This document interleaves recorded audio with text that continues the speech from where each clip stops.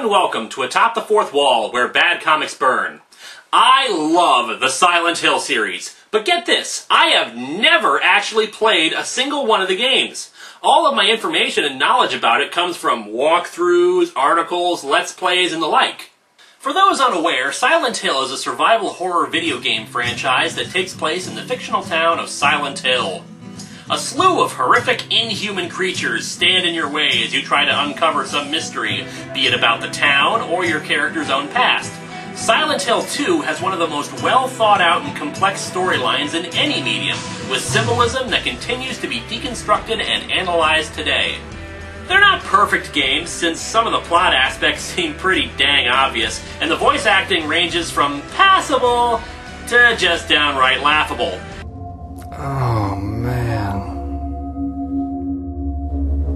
What a dream.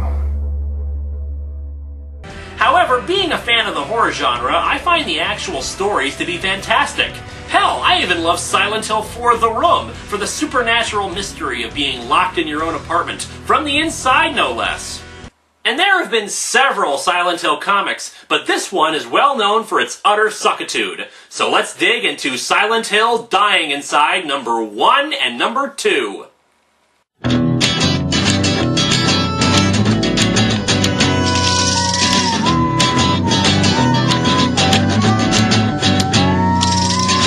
Welcome to Atop the Fourth Wall, where bad comics burn. Linkara's gonna teach you all a lesson you won't learn. Rusty, you're not the smartest. Liefeld, you're not an artist. Anyone who's had a bad comic published, it can be your turn. Linkara, he's the man, but where's the birdie hat? Linkara, he has a magic gun. Where do you purchase that? Linkara, coins, robots, Amazon, the drugs. Linkara, this comic sucks. Linkara.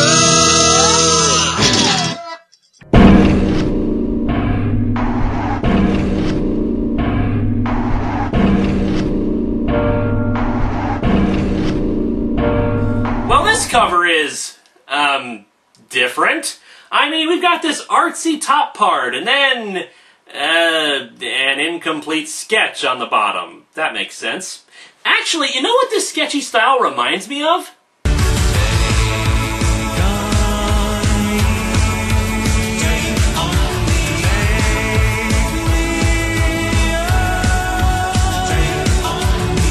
We open to Art Attack!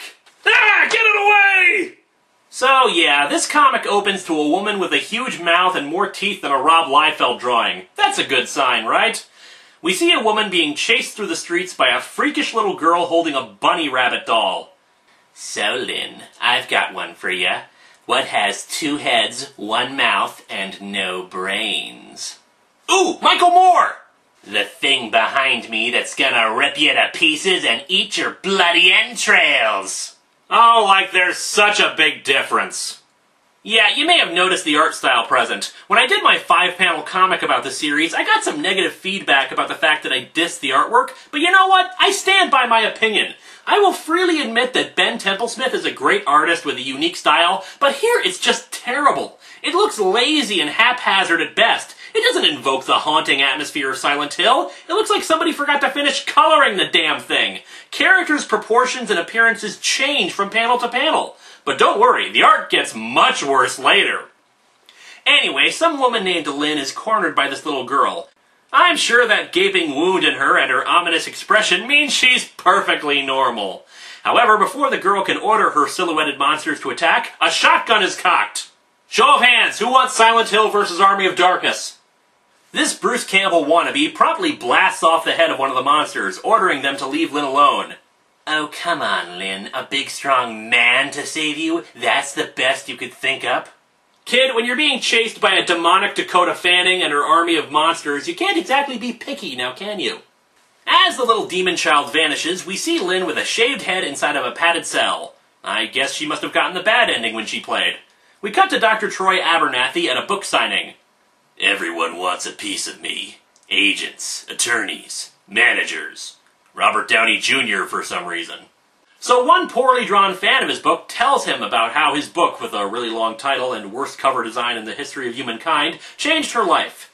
She also hints about his wife, who apparently died recently. However, the autograph he signs in her book just says, "You're beautiful. The Argento uptown. Room 618.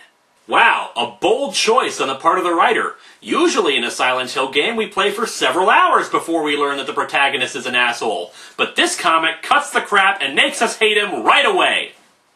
Cut to the next morning with a single caption box. Unsatisfying. I love it when the comic describes itself for me. No, don't go. I'll do anything you want. Anything. Alright then, put on this clown suit and call me Daryl. Yeah, I know, I'm messed up. Speaking of messed up, what the hell is up with her eyes? Seriously, those are soul-staring eyes. The kind that make you want to pull a Three Stooges and just get them shut. Another raging success story. And the only thing I want, she can't give me. Proper auto insurance. Damn you, Progressive, you lied to me! So over to what I can only presume to be a hospital with 10-foot ceilings in its hallways. Troy here is speaking to a doctor who provides lots of exposition to us, including that Troy's wife apparently committed suicide, and since then he stopped doing actual therapy work. I've got enough prescription drugs at home to kill 1,000 rock stars. I've decided to join Batman in his quest to destroy rock and roll. Long live country! I've got 8 figures in my bank account, and the women... So despite him living the high life, Troy feels like crap and decides to take on the case. The doctor is, well, very affectionate, surprisingly, and hugs him. And what the hell is with the hug sound effect there? Is he texting somebody behind Troy's back? So over the course of several weeks, Troy tries several treatments to get Lynn to open up. All during this are these stylized drawings of zombies surrounding her. He says that these are supposed to be creatures her mind is torturing herself with, but I don't know, maybe she's just upset somebody was doodling plants on the walls. He decides a more radical treatment is in order and gets approval for it. He's going to drive her back to Silent Hill to prove to her that it's just a normal place. Because this is the way to treat somebody with post-traumatic stress disorder. Bring her to the place where she's bound to have triggers about her trauma. He narrates her backstory. She came to Silent Hill as a film student to shoot stock footage of the reportedly atmospheric city for resale to major studios. Does the East Coast just have abandoned cities lining it? If people know full well about the town and apparently know it's atmospheric, why hasn't somebody come along to bulldoze the place and sell real estate? If it seems like I'm nitpicking here, it's only because I'm kind of breaking my own rules about comics with continuity. In this case, the Silent Hill games. While it's kind of established that not a lot of people go to Silent Hill, we know that fairly recently there was still a town of people living there, or that still live there. More on that later. Anyway, he analyzes some of the things Lynn has told him, that the monsters are representations of her human attackers, and that the girl in the white dress is her lost innocence. Which is why the little girl in white was taunting her evilly and had a big gaping wound on her. The other doctor, who coincidentally is also named Dr. Phil, backs up my interpretation of him as an idiot since, according to him, in Asian culture, white is the color of death, not purity. Lynn's hometown had a large Asian community. Well, okay, Phil here's a moron too, since I'd like to know which Asian culture he's referring to, but my point stands. Troy is an idiot. The two step out of the car, and apparently Lynn is medicated beyond belief. He's excited about all this since, to be fair, he seems to genuinely want to help her, even if it's more about curing his own demons. Speaking of, he realizes that there's a gurney with blood right in front of him, along with blood splattered on the ground. The gurney squeaks slightly as he looks up and beholds a nurse with a huge head and a scalpel cutting her neck. Needless to say, Troy doesn't take this sight well. Honey, I've got this itch right on my neck. For some reason, I just can't seem to scratch it. Hi, Troy! Welcome to Silent Hill, a.k.a. You Are Bonedville. Yes, this nurse is his wife, the one who committed suicide. What's the matter, Troy? You used to love it when I put on this old thing. Okay, that is the lamest excuse I've ever seen to have a cleavage-exposing nurse in a Silent Hill story. And yet it's the only thing that seems Silent Hill related in all this mess. She's dead. Killed herself after she found out what I did. Ooh, exposition, we love thee. Wait here. Stay here with the bleeding, horrifying ghost of my wife. Bye! Our hero, ladies and gentlemen. So he runs off like 10 feet away before he's confronted by monster dogs. Fortunately, Troy gets his hand on the small wooden plank weapon. That suddenly transforms into a steel pipe of increasing length in the next 2 panels. Huh. He asks Lynn if she saw what he saw, his jaw suddenly growing huge like that cutscene from Return of the King. While Troy tries to make sense of everything, Lynn spots a sentence on a wall. God is good, you are evil. P.S. Missing 1 hole. If found, please call... And oh look, it's the Numbody monster from Silent Hill 3! They just walk in front of the 2 and then walk away. Huh. These things will have to fill in for Pyramid Head in this comic, I guess. Lynn starts realizing where they are, and Troy wisely decides to hightail it, but the tires on the car are already destroyed, and he's not getting a cell phone signal. They retreat into a convenience store to evade more monsters and find the girl in white. At least I think she is in this panel, since otherwise somebody just poured ink and smudged it on the page. People make silly faces when they die. Did you know that? Well, considering this piece of crap is slowly killing me, I guess I should just get started.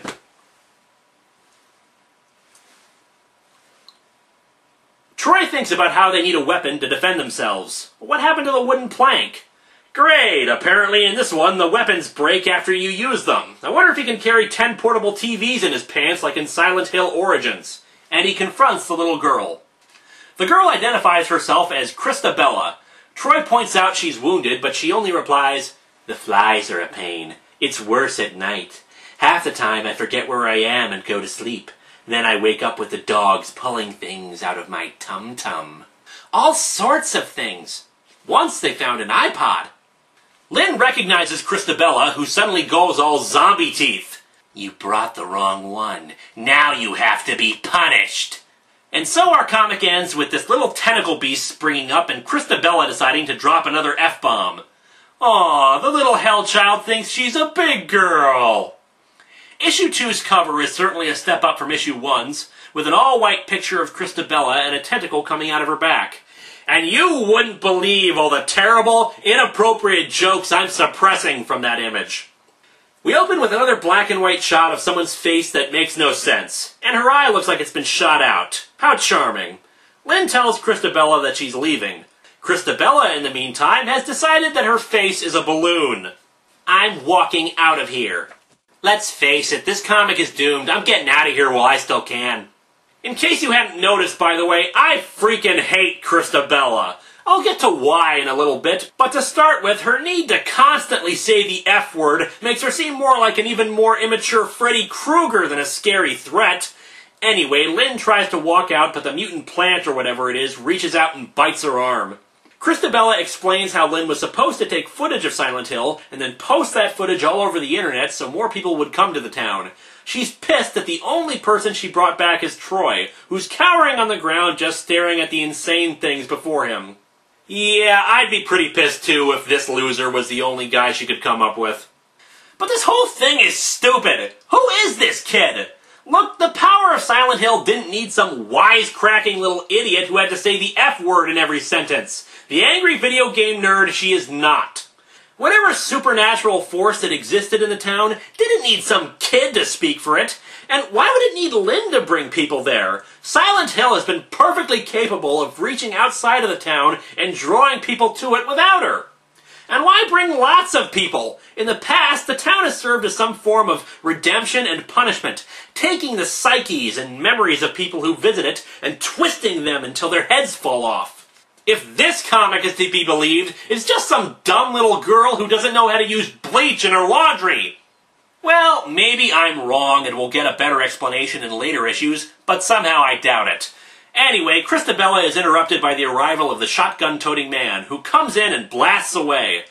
Troy recognizes him as someone named Brett and that it can't be him. But then again, any kind of dramatic tension from this revelation is quickly squelched as we see that once again, the sound effects are essentially boom, boom, boom in brackets. It's like this thing is only half finished, but they decided, screw it, put it out anyway. Brett tosses Troy a gun, but he's still in shock by Brett's presence. Lynn has apparently regained her senses, calls Troy an effer, and then starts blasting away with the gun. Okay, I take it back. Clearly this therapy has worked wonders for her. Lynn blasts Christabella's eye out, so that's where the image from the start came from. By the way, I also love how the blood splatter comes out the front of her eye as if she was shot from the back, yet we clearly see Lynn firing at her from the front. Christabella, however, takes it in stride.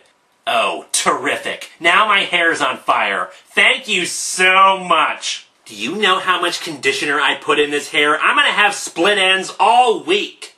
Brett and Lynn drag out Troy, who remains incredulous about the whole thing. Wait a second, that graffiti. Why are you hiding Alessa? Alessa, as in the girl from the games? Look, comic, you just can't make these references and make it seem like this is really Silent Hill. It's not working. The two see that the back of Brett's head has been shot off and that the monsters are not pursuing them. Troy, wisely deciding not to trust the man missing a big chunk of his head, shoves Brett over and grabs his guns and ammo. I'm going to give the explanation here because, frankly, I'm confused about where the hell these two are in relation to everything else. Essentially, Troy's wife used to be married to Brett, who was abusive. Troy murdered Brett to protect her from him, but when she found out about what he'd done, she killed herself. Okay, in the interest of fairness, I actually like that premise for a Silent Hill story. It's actually fairly original, since it doesn't really retread the same territory as the other games. The problem is, as you may have noticed, we're only 2 issues in when this revelation comes to light. So anyway, after some close calls with some monsters, at least I think they're monsters, it's hard to tell.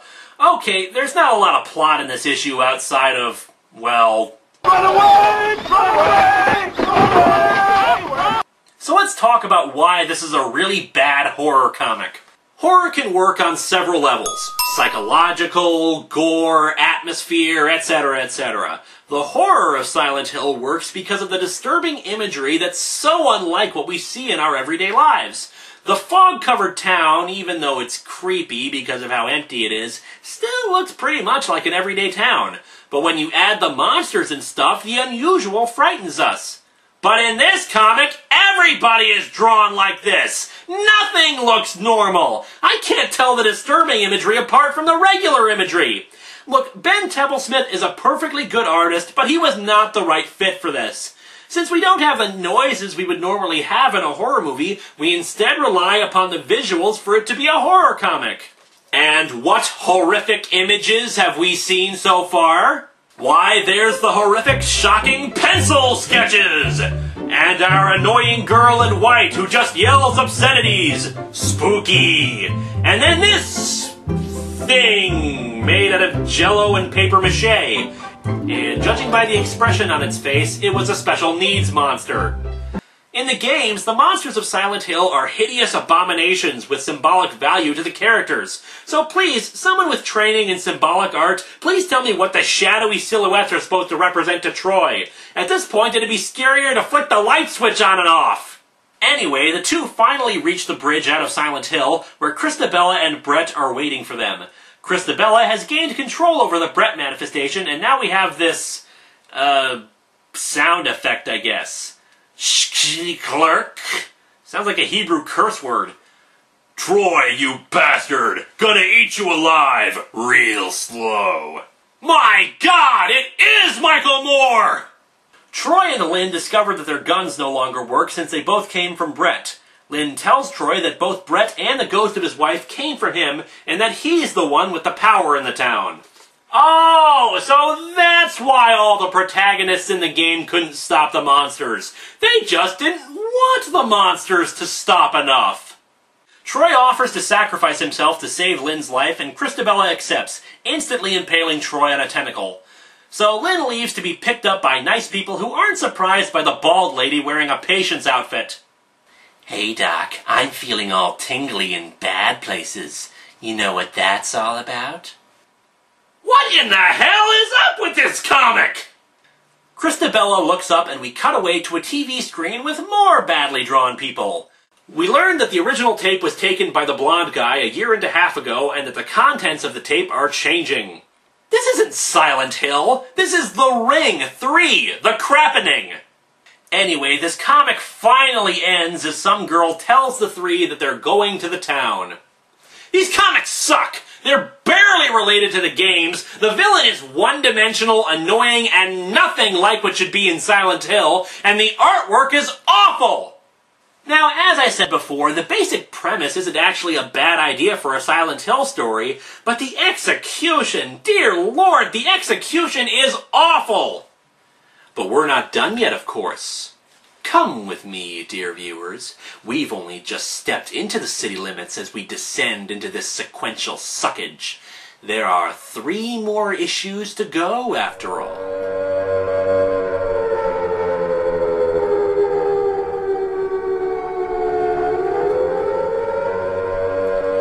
Welcome, my friends, to Silent Hill.